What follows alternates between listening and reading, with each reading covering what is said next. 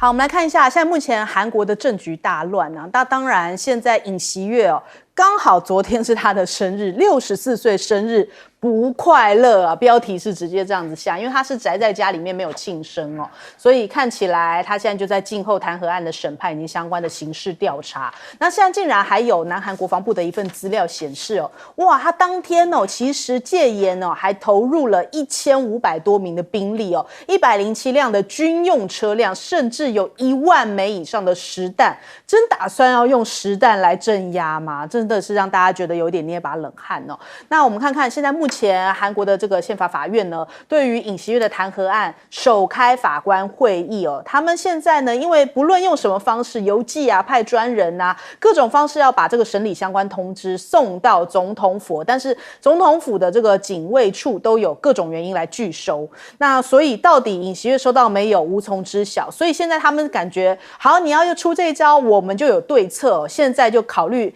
以视为送达完成的方式来继续把流程往下走下去哦。那我们看看现在有一些南韩的法学的教授都预测，应该宪法法院应该会一致性的这个判决罢免尹锡悦，他们觉得说这个几率是非常高的。那再来看到了这边这个南韩这个第一宪法研究官之称的这个客座教授，他要讲说现在应该基本上哦民意你很难做对啦，所以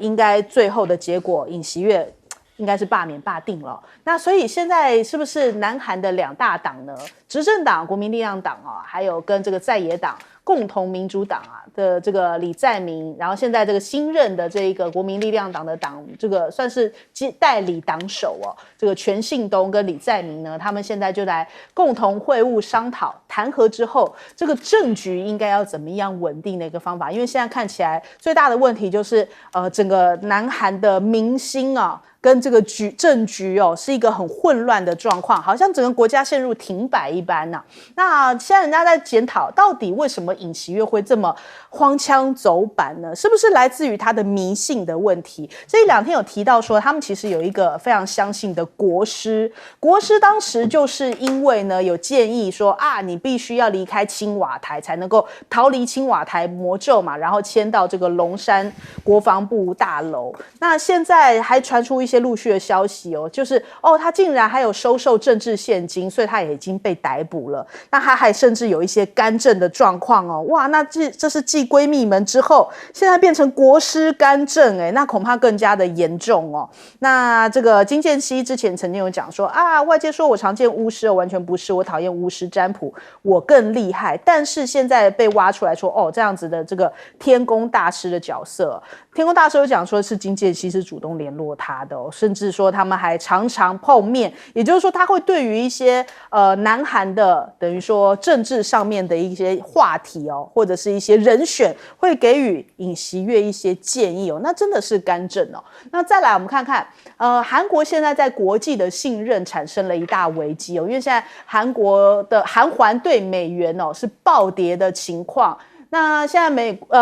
韩国的央行行长他们讲说，今年韩国的经济成长率恐怕会降2.1%。对于美国的汇率暴跌这种等于说来自于戒严的这个事件他们现在也紧急的在做一些相关的处理，甚至呢，韩国的经济外交部长还共同举办了一场记者会，是对外媒来举行的记者会他们来说明现在目前韩国的国内局势然后不断的要做一个信心建立的这个动作，就是要对外媒在国际来讲说请相信我们，请相信南韩，请继续跟我们合作。这代表说这个危机已经蛮深了，已经造成了国际上面对于你南韩的一个不信任感，才需要这么大动作的这样召开外媒记者会那南韩的外交部长呢，他讲说接下来可能就是因为川普要跟北韩来讨论这个重启核谈判这相对应的计划所以的确现在南韩现在就首尔当局跟川普之间团队的关系已经是受到这个戒严事件很严重的影响。那北韩的外务省他们也讲说现在其实有一些外国的媒体好像一直在诋毁就是俄朝的正常合作，所以他们也予以谴责。那还有很多的一些等于说专家正在分析，就说现在比起来东北亚的危机可能会发生在朝鲜半岛，因为平壤好战然后但是没想到首尔更乱所以现在看起来是不是会比起台海、比起台北更加容易失控，会是在朝鲜这边才是现在最大的危机点呢？我们先来问一下介老师怎么看？对，我觉得就是说，其实这个韩国现在动乱那其实对于朝鲜最好的选择就是说，他根本就按兵不动。按兵不动。他如果说一有动作的话，这个韩国现在立刻会举国上下都团结起来了。对，如果说北韩不动的话不在乎的话，韩国就自己斗，这也是目前看起来像这个金正恩他的策略他根本不太管对，他也没有什么军事动作。那其实这就显示出这个政治人物那个判断跟他的这个谋略的高低啦。那显然他们是让韩国自己乱，韩国自己乱。那我刚刚看到就是说这个东西大学的那位李时渊教授预测他一定被这个弹劾我觉得他是有一点喊话性质的喊话性质，因为你要知道，任何一个国家的宪法法庭它不是一个法律机构，它是一个政治机构。比如说啦，美国所谓的堕胎与不堕胎的问题，你觉得是法律问题吗？它是一个政治问题，对，它只是用法律来解释它而已。所以其实最高法院基本上就是一个政治机构。如果它都那么独立行使职权，都有法律的客观、公正的、正义的真正的那个真理存在的话，那请问一下，我们台湾那个绿潮为什么都要把这个大法官全部抓成自己的手里面呢？对，可见不同的人有不同的见解嘛，不同的价值那更不要说政治立场，那都南辕北辙。那所以韩国现在这个6名大法官里面，这次的主审法官，大家都已经知道他是这个尹锡悦时候任命的，而且他是中间偏保守的，所以这个报道出来就已经有一点点担心了。而且6票全数通过，其实难度不是那么容易的。在很多这种法院的最后裁决里面要全数通过，其实是不是那么容易的？那会有的话，就是我们台湾的这个我们的宪法法院常常全数这个是一个很大的问题。那尹锡悦现在的状况，事实上他是说他会奋斗到底嘛？我觉得他应该是怎么讲呢？他还是抱有希望的。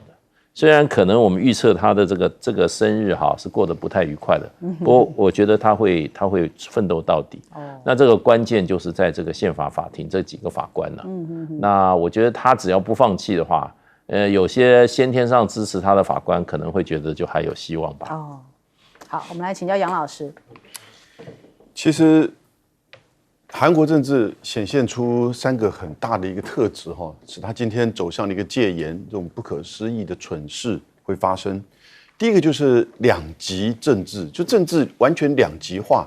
这个你现在在美国你也看到同样的这个情况。然后呢，媒体就各占其主，各为其主。那两极的这个对抗，把对方当作这种仇恨的对象。因此，第二个层面就是复仇政治。有一方掌握了权力之后，他就会对另外一方完全的这种，就是不只是把过去的位置把它赶下来做清算，然后呢做这个等于是攻击，那更会进一步的对对方开始在做漏收，然后呢法律，然后甚至起诉等等之类。那你就看到韩国的反对党共同民主党在国会取得多数的时候呢，他就开始一个一个再去弹劾，不管有没有理由。这些东西呢，的的确确呈现一种复仇政治。那第3个就是他的这个权力过大，就是因为他权力过大，所以他现在对他的宪法修正，总统任期只能1任5年，就不能再做了。所以上来要不然你就赶快要执政治理，要不然呢，你赶快要怎么样的取得更大的这个利益，然后呢复仇，所以很容易腐化，也很容易这个把权力给这个所谓神圣化。那当然呢，就无能治理。我们看这个到底是不是这个第一夫人惹的祸？现在看起来，其实我是觉得在这个问题上，把事情都推给女性其实不一定。关键其实还是尹锡悦。可是金建熙他的的确确，引起很多韩国人民，加上我刚刚提到的，你提供了好多的素材给这种两极政治、复仇政治的那种对抗，而最后使得尹锡悦觉得我要保护我太太或者我自己的情况之下，采取了这个戒严。我们现在越来越多资讯的知道，因为检察厅的这个调查出来，很多人也被就是羁押，那知道他的一些这个东西。你刚才提到，他之前许多人几个月，甚至要动员1000多名士兵，要逮捕哪一些这个就是官员。那这个金建熙啊，他在就是选举之前呢，他就不断的被挖，这个不是他这个所谓这个整形的问题哈。那他被挖就是他家族在操控影响德国汽车的股价，假的学历，扩大他的这个经历。后来他自己在做很好的公关处理的时候呢，反而使得很多的年轻女性呢去投这个尹锡悦，那觉得说他也许做了一些假，但是他事实上也有些成就。所以你就看到在那个时候，很多外面在抗议的时候啊，很多年轻的女性在抗议，就是尹锡悦你怎么可以戒严？因为等于是背叛了他们那种感觉。那金建熙呢？在尹锡悦上台之后，他也在，就是大家知道吗？他不是不愿意住那个青瓦台，跑到那个总统府去，花了很多钱。金建熙一手去影响谁可以来招标，而且没有经历的这些公司都可以来招标。哇，事情爆出来的时候，这也是一个很大的这个事情哈。那尹锡悦就觉得，我要搬家，我老婆在帮我处理家里面怎么去做装潢，不行吗？居然就这样讲话。然后呢，在2年前9月的时候，金建熙这个被拍到他在办公室收的那个迪奥包嘛，对不对？那个迪奥包大概价值有将近快3000块美元哈，所以这个就变成一个很大的问题。那居然尹锡悦说，总统夫人很难对任何人无情冷酷的说 no， 然后当然就被这个根据他，然后要去弹劾他，结果尹锡悦的检察官说，没有不起诉。最后，整个这个金建熙，我觉得最后其实当然是一个造成的很重要的这个因素，但是呢，关键还是尹锡悦这个总统以及整个韩国的政治体制的斗争。好，来请教将军。这个尹锡悦现在爆出来这个法师干政的事情哦，我真的是听完整个过程之后，真的是瞠目结舌哈！不晓得居然说是韩国总统夫妇2个居然迷信到这种程度，而且任凭一个这个政治骗子了哈，僧侣就可以来这个干扰整个国政。这件事情整个经过是怎么样？是金建熙去这个引荐这个人叫渐进法师。那为什么他这么信任渐进法师呢？因为渐进法师说，你以后我帮你算，你以后会当总统夫人。就他真的当了总统夫人。那时候他要嫁给尹锡悦的时候，他就去找这个法师算他可不可以嫁。就他妈妈说可以嫁，可以嫁，赶快嫁。这个人将来以后一定是大官。果然没错，他嫁了当总统，所以他就更让金建熙更坚信，说是这个法师的算命，这个命相八卦是非常熟悉的。所以一旦他们一选上总统之后，立刻第一件事情看风水，立刻要搬移青瓦台。青瓦台来讲，他认为风水不好。第二个来讲的话，你知道，你这个大概也都还可以接受了哈。但是你知道最离谱的是什么事情？就是内阁的名单。就是他们现在出来了哈，内阁的名单，还有一些选举的一些投票人员的勾选来讲，后来都是找这个法师去勾的，去看的。然后这个法师后来就收贿，收所谓政治现金了，好，就是我给你多少钱，到你跟这个夫人那边推荐我去选举或入阁，是用这种方式。那总共收贿多少钱呢？换算成美金的话，有2000万美金那么多。然后他将这些美金还洗钱，用这个加密货币的方式来做洗钱。那现在这个事情不是说我们在这边讲八卦而是已经传出来了。因为这个人这个渐进法师已经被收押了，所以如果说是韩国地方检察院没有证据来讲的话，是不会收押的。那他被收押代表说这些传言是真的。他除了被收押之外，他在这个他自己身上随身带了3只手机啊，这来龙去脉大概目前都已经看出来了。那有一件事情大家应该印象很深刻，就尹锡悦有一次在这个选举的时候，他张开手上面写一个王，我不知道各位有没有印象，可能有些下面还可以看得到。那时候觉得奇怪，怎么总统手上面写一个王？后来是这个法师帮他写的。你看你手上握着权力，写个王，所以我很难想象，这一个国家的元首跟这个总统夫人2个人迷信到这种程度，而且不但迷信，还让这个人可以直接干涉国家的内政、选举，然后最后我特别要讲一下，我们台湾难道没有吗？我们回想一下谢长廷宋七力的神棍事件，对不对？好，然后这个罗致政那时候打电话给蔡英文也有讲了，我认识一个这个大师，这个做法很厉害，可以帮你消除业障。我们台湾的政治人物难道就没有这种信仰吗？最后我只要讲一句话了：穷算命，这个富烧香，好，这个不穷不富，这个心不慌，好，大家平安过日子最好。那你太参与政治，你太过多的权力、过多的投入来讲的话，其实只会造成自己的不幸。好，我们先休息一下，广告之后马上回来。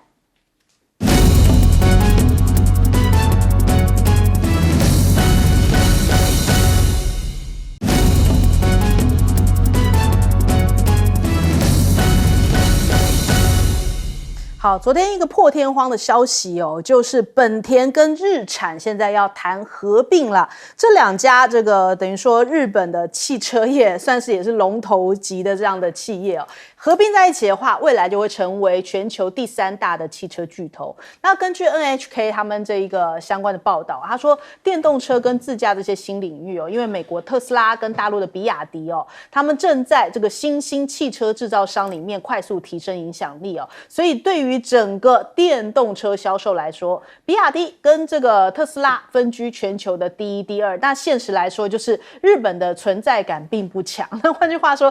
第1名、第2名，讲完特斯拉、比亚迪，或是比亚迪、特斯拉之后呢，就没有人关心第3名是谁了。那现在这样子合并起来，到底对于这个特斯拉、比亚迪有没有挑战性呢？不得而知哦。但是现在看起来，日本已经打算要这样子的方式，就是打团体战的方式来因应接下来全球的这一个汽车市场哦。那其实还有一个角色就是三菱汽车，它是日产里面的最大股东哦，也就是说3家这个日本的汽车品牌可能要集合在一起，团结在一起来打这一场仗。那根据日本的产经新闻呢，他们说接下来他们就是要一起来分担开发下一代汽车的巨额投资哦。接下来你要怎么样超越这一个特斯拉，超越这个比亚迪，还不光比亚迪哦，中国大陆的汽车品牌这么多，你要怎么样产出比他们更好的汽车？那投资一定是非常大的一笔数字哦，所以现在必须得要大家一起来分担这样的一个巨额投资。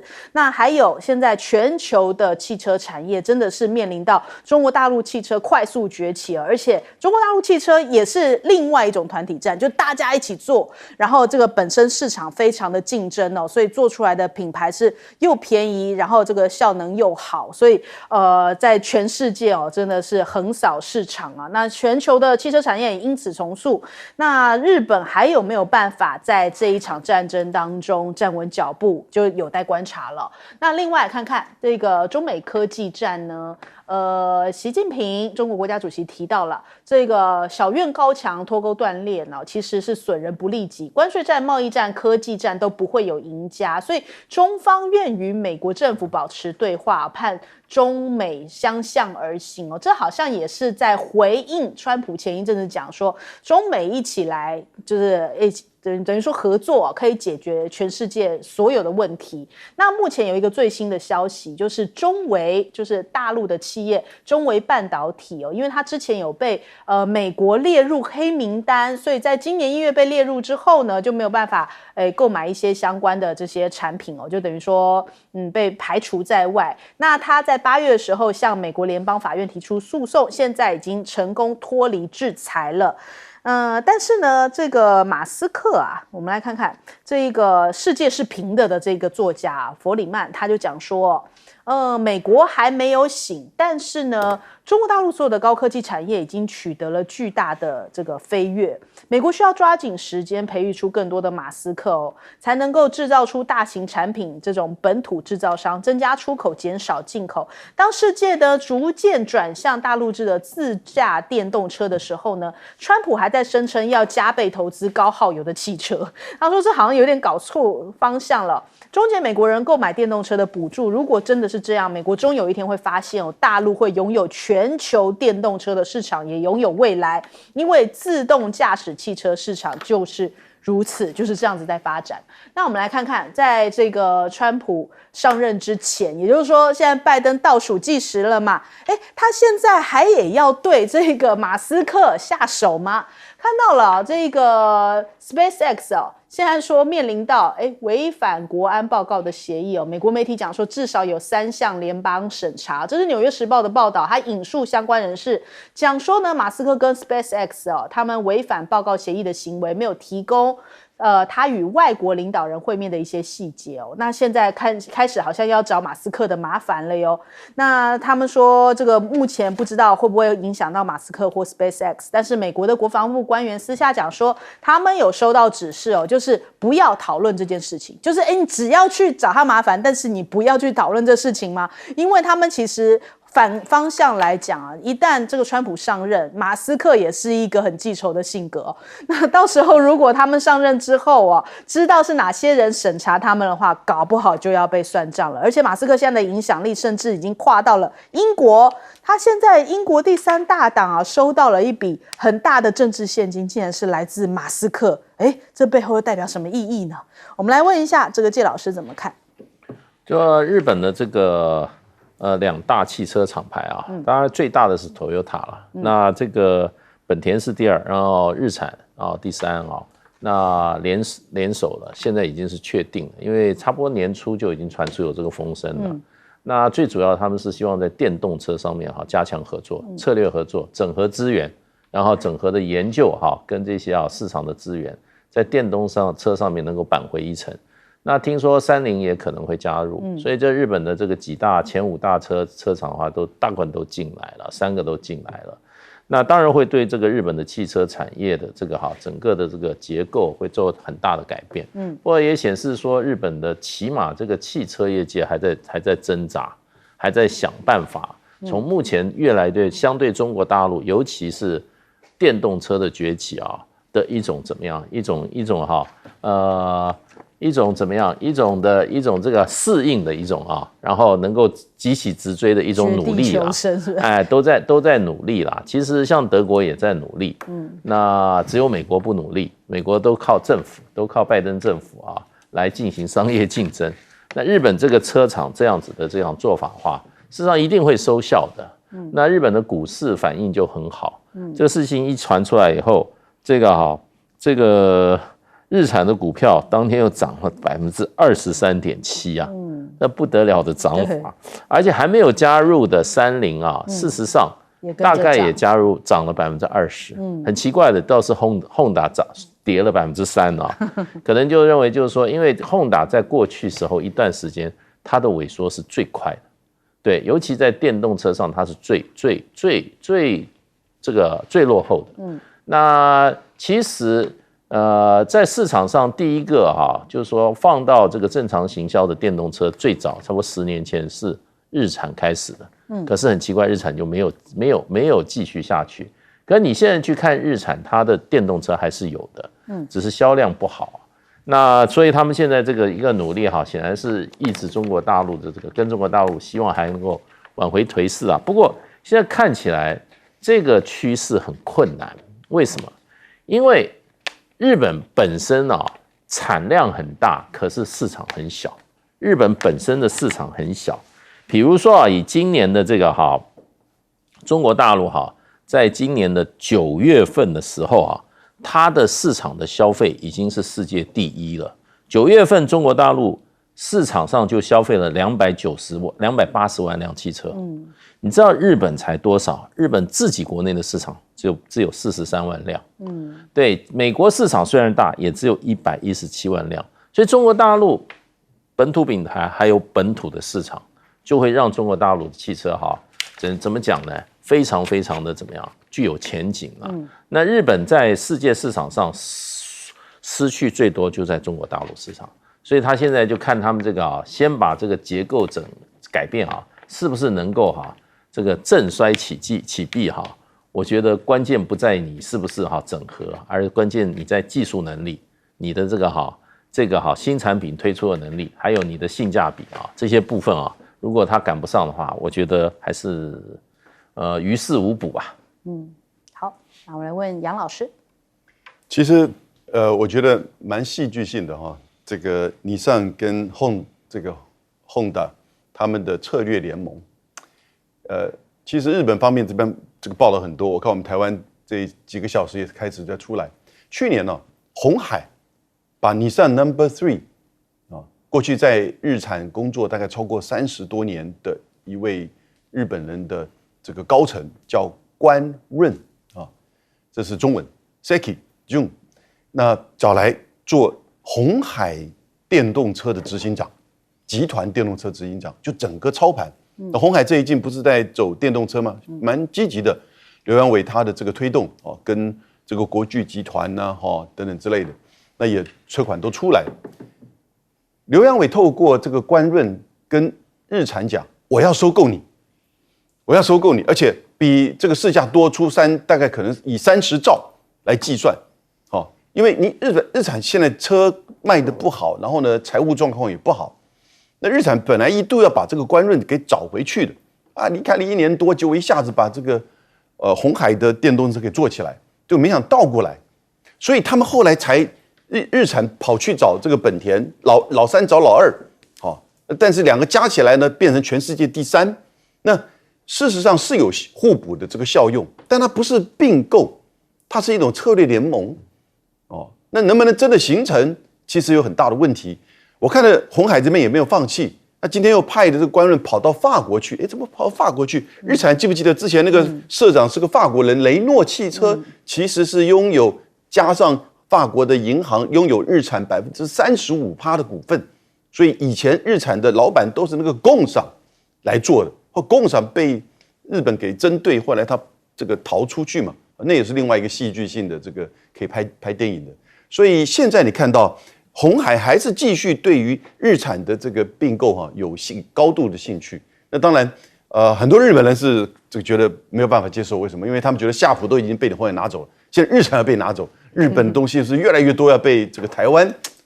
那台湾这个 TSMC 日本人是觉得很佩服，但是鸿海他们不知道嘛。因此我觉得其实这个事情还有的瞧，但是也代表着日本的汽车真的是江河日下，已经竞争力越来越弱。那这个弗里曼呢，他说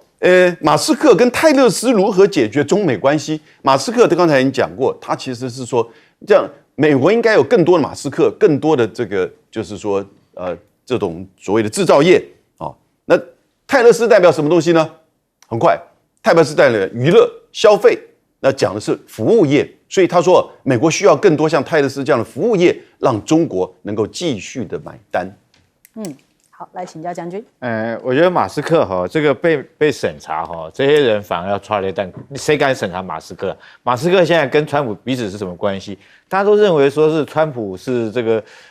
马斯克是豪赌啦就赌赢了川普当选总统。但是各位，我特别有一件事情我要提醒大家，我认为他们两个不是这个雪中送，不是锦上添花他曾经是雪中送炭、两肋插刀的兄弟们为什么呢？这马斯克你知道人有一种，就是我在最落魄的时候，那时候愿意对我伸出援手的人，雪中送炭那种感情是最深的。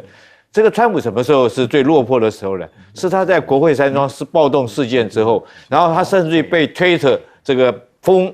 封名了，就是你不可以在推特上面发文，因为那时候给他的理由是说你这样子会造成国内更动荡。那时候马斯克做了一件事情，他把推特买下来以后，立刻将这个川普解封，说你现在可以在这个推特上面继续发文。所以他曾经是在这个川普是最落魄的时候，马斯克那时候是两肋插刀，这个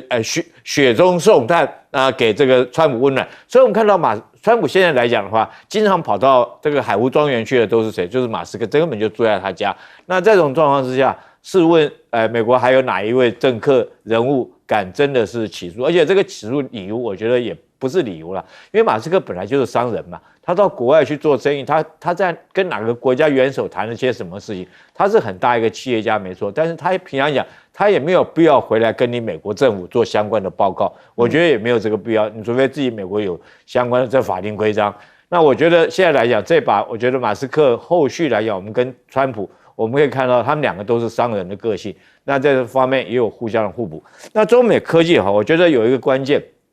这个最近有一个很重要的一个新闻，这个印度跟中国来讲双方关系和缓了而且不但和缓，我们看到这个习近平跟这个莫迪在金砖会的时候也已经见面了。紧接着，我们在上个礼拜看到莫迪发表一篇言论，他指责美国说：“这个你美国资助美国国务院资助这个反我印度的这些记者协会。”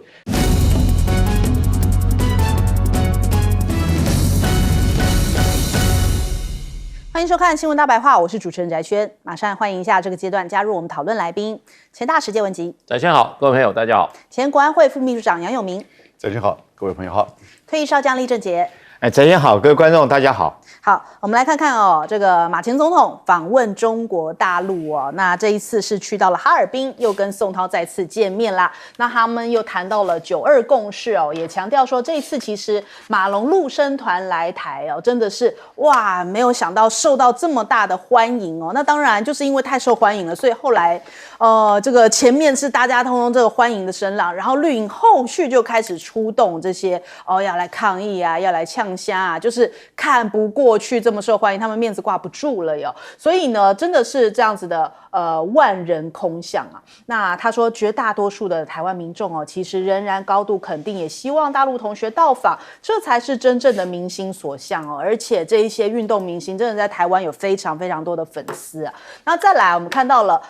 大陆也派出了8名台办的主任哦来与会。那这一次呢，其实也包含了双城论坛，就是遭到这个陆委会封杀的上海台办主任金梅也都出现啦。那青鸟马上又要出来讲话，讲说啊，马英九就是去跪下去啊，跪舔啊什么的，又要在这一边放一堆话哦。那陆委会还甚至讲说，不可以伤害台湾的地位哦。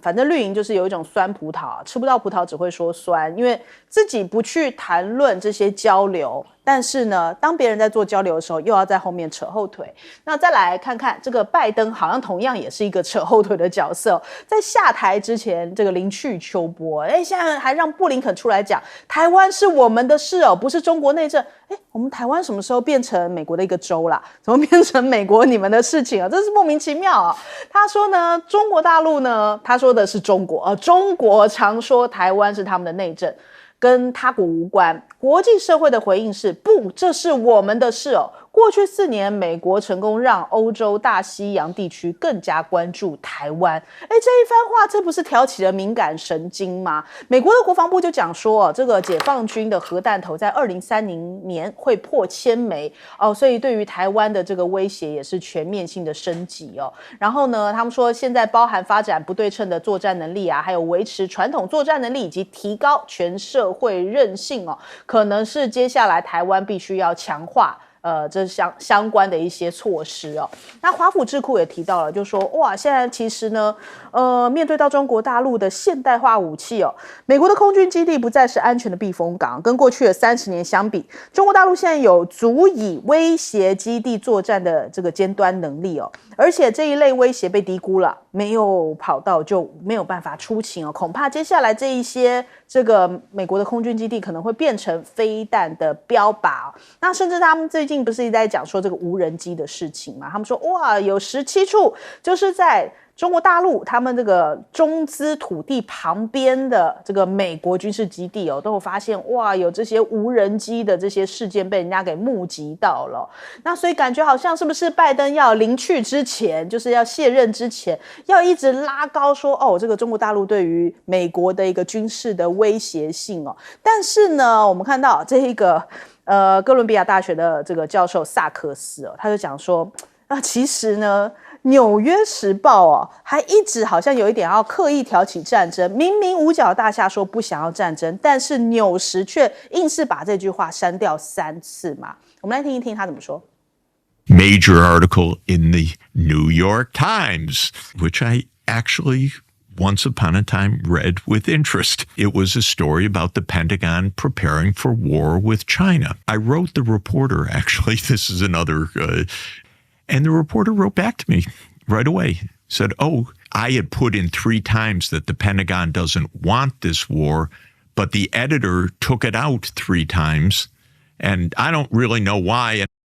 对，记者想要报道真相，但是却被编辑删掉了3次哦。纽约时报也是比较偏向民主党，是不是民主党就代表了拜登？是不是刻意想要释放这样子的讯息，在他卸任之前也挑起台海的一个冲突呢？那再来看到了这个山东舰现在这个入列，5年来完成许多重大的训练，包含了今年10月辽宁号跟山东舰他们首次双航母的演练。那现在目前中国大陆呢，他们讲说这个大陆的海军随着大批的新装备入列航母编队的战斗力已经显著的提升了，而且呢，大陆对于美国已经展开了一波反击，就是对于军事上面美国的国防情报公司就讲说因为大陆对于美国关键矿产的出口禁令，恐怕会影响到美军接下来军种的一些武器生产，涉及到这个1000多种武器的系统超过2万多个零件也就是英国这一句话说的蛮好的，他说美国正在走钢丝现在面对到的问题就是哪一个元素周期表上面的会被中国大陆限制，也就是说这些关键的一些金属啊、矿产啊，接下来哪一个才是首要的反击武器，恐怕美国自己要想好接下来要面对到什么样的一场这个战争那我们先来问一下介老师。我觉得现在就是说这个民进党现在他们是非常的紧张了，因为他发觉台湾的老百姓并没有那么仇中，这是一个很大的警讯，因为推动这个台独那要有一个社会基础，社会基础就是社会要仇中，那尤其这次马龙来就证明了哇，这个台湾老百姓原来对大陆没有这么没有敌意，而且居然对大陆的运动明星这样毫不设防的去欢迎他，去喜欢他，这个对这个民进党来讲威胁太大了。对，所以我觉得他们后来就是他整个宣传机器什么这些 A450啊、青鸟就全部上，连这个亮哥去这个大陆祭祖的事情他们现在是中央厨房在处理，所以呢就变成就是说马英九去，他们现在把它抹得非常的黑，认为马英九去为台湾跟大陆谋求和谐关系就是在跪舔大陆。那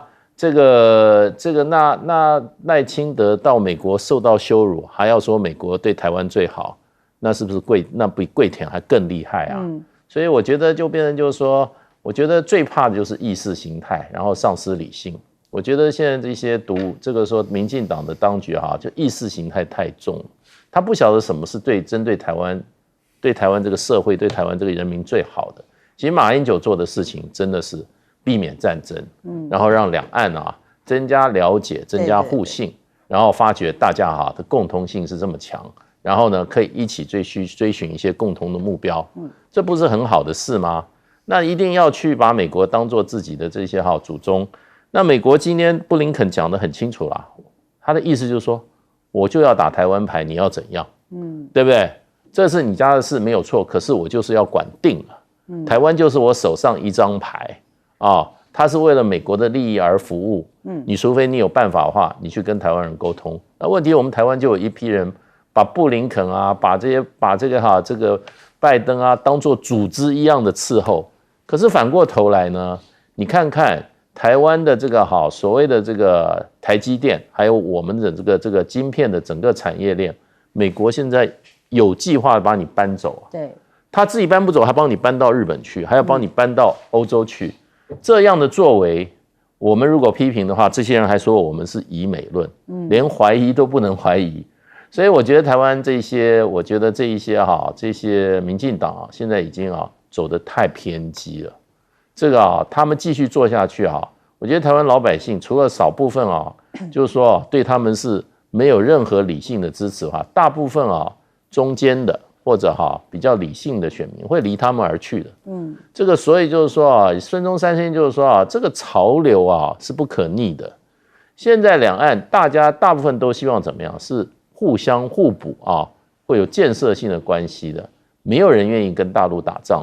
的。这个是不管你打仗结果呢，战争是大家都反对的。那现在就变成就是说，民进党不但引战而且另外一方面呢，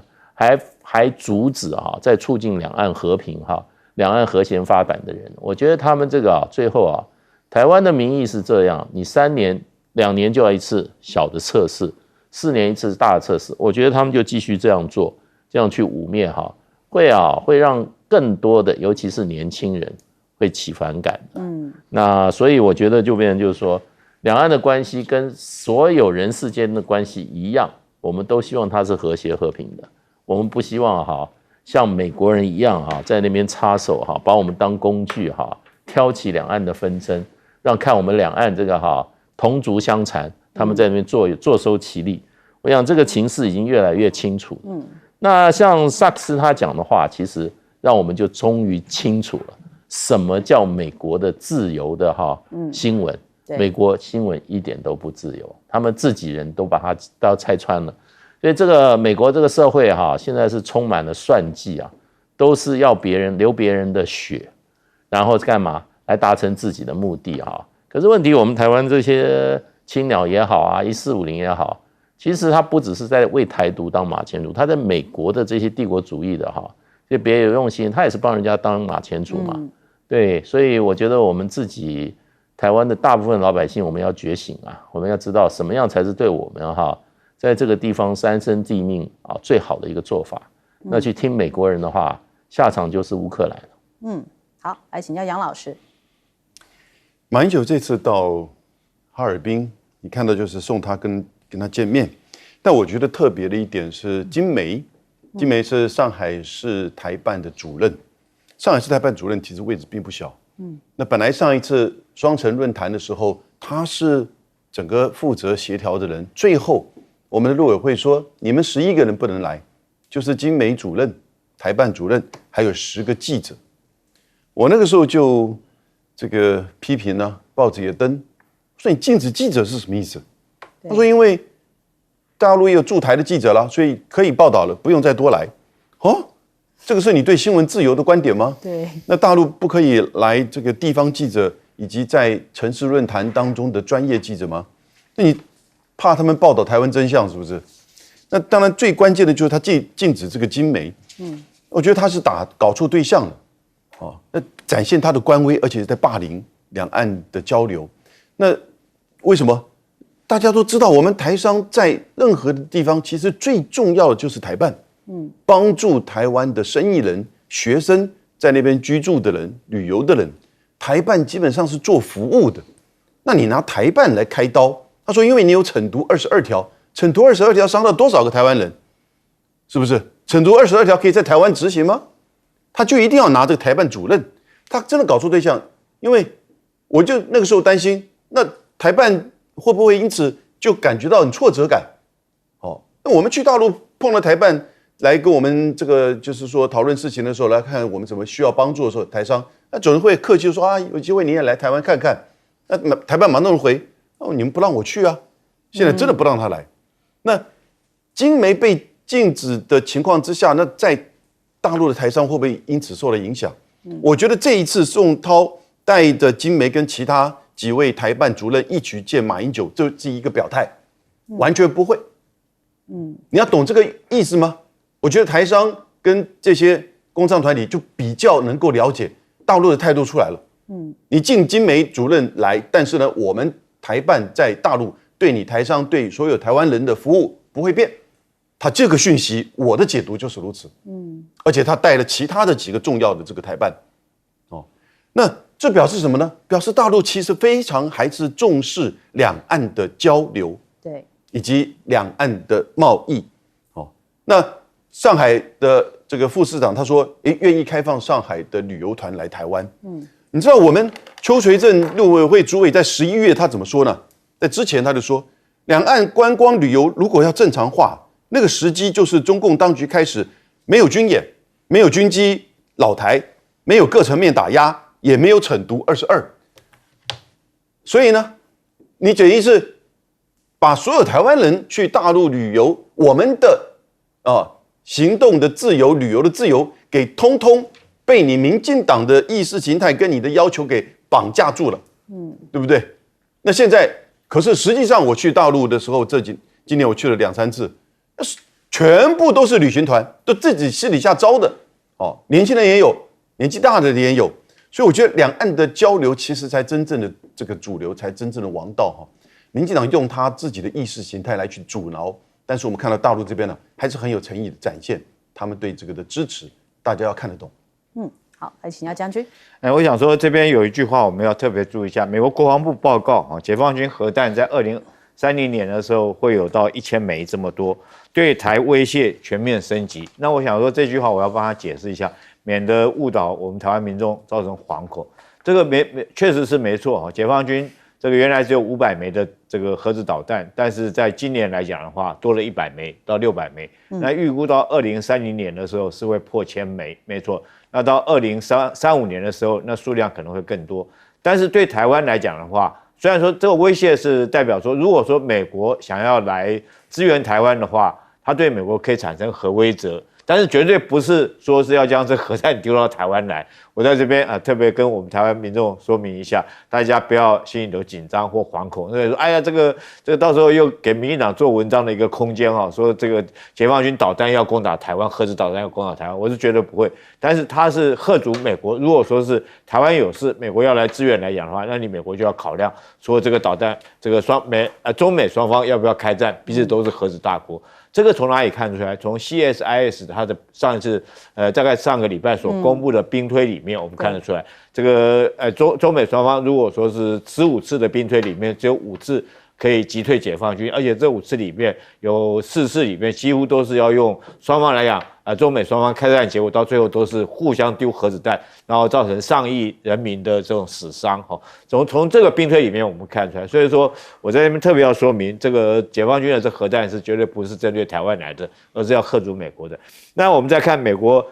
这个现在来讲的话，它在关岛还有这个第1岛链，其实都包括到第2岛链的关岛的空军基地，几乎都已经是在解放军的打击这个范围之内、射程之内。我们要知道，所谓制空作战，大家不要误会说制空作战就是要派出最强的飞机 F-35跟歼20在空中一个缠斗。我觉得那不是最好的制空作战，就是让你的飞机连起飞都起飞不了。所以第一个优先考虑的选择的作战方式，就是将你跑道给你炸毁掉，利用导弹或者轰炸将你跑道炸毁掉，而且炸还很有要很精准的炸，要炸什么地方？炸到跑道的中段部分。我炸完以后，你中段跟尾段都不能使用，你不可以从这头起飞，也不可以从那头起飞。那现在来讲，为了防止这种跑道被炸毁，当然有很多的预备的防御措施，包括快干水泥啊或铺设钢板。但是你知道，这种导弹这种东西，就是我讲的是我们台湾的这种防空作战。他如果说是我们快干水泥2个钟头可以干的话，他2个钟头给你来一发，你怎么办？而且他非常清楚，他就打到你跑道的中间，你从这个从甲端起飞也不行，从乙端起飞，等于整条跑道都不能用。所以说，最好的制空作战就是让你的战机没办法起飞。那我们现在看一下这个日本来讲的话，冲绳包括日本本岛，它距离大陆大概600公里哈。那我们台湾只有100-200公里，那菲律宾大概1000公里。关岛是1800公里，几乎都是在解放军，它不管是东风21D 或鹰击21D 的射程范围之内。所以一旦开战开始，美国首先要考虑的是它这个跑道会不会被摧毁掉。如果跑道摧毁掉，你有再强的战机，你起飞不了的话，你等于一切都是零的。好，我们先休息一下，广告之后马上回来。